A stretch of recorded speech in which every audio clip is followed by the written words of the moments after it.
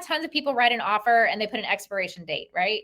That just pisses sellers off. They feel like they've been bullied. And then if you're the agent, you're like, okay, you really don't want to buy this house after 7 p.m. tonight. Right. I'm walking away. 7:01. Really? If it's 6:59, I would have, but now it's 7:01, so I'm not. You just literally killed the deal. I had an agent recently. She killed it, expired it, and then had the gumption to come back to me after that and ask me to submit a whole new offer. And what would it take to win? And I'm like, you literally just killed your offer. Like, what are you talking about? Anyways, what I learned from her at an event was instead you go forward with your absolute best offer. And you're like, this is my best and final at 7 p.m. tomorrow night. The price is going to drop and you're instead going to get an escalation clause. Because now, and I did it the very first time, the seller's like, oh, that's genius. I see exactly what she did. Because now it's the only reason they're waiting out. If you do an escalation, you're literally pushing the other, you're making them wait for other offers to push your price up, right?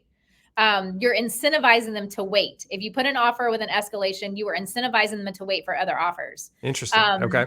If you instead are like, I will give you $750,000 if you take my offer by tomorrow. If you don't take my offer by tomorrow, the price is going to drop back down to the list price of $700,000, and now you're going to get an escalation clause. So you're going to have to wait.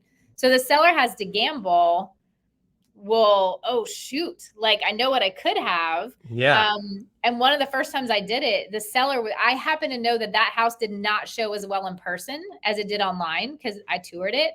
And they were getting all these tours. And I'm like, they got a false hope. I know it. I know what's going to happen here.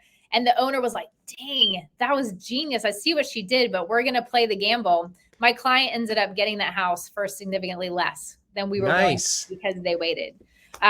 Is that a special addendum that you put in as part of the contract then? Okay. It literally just says, in the event this offer is not ratified by 7 p.m. tomorrow, whatever you pick, usually like 24 hours. And you got to be fast out of the gate. It has to be this thing just listed. You're trying to shut it down before an open house happens or more offers come in. Once you get another offer on the table, you've lost that card. You can't play it anymore.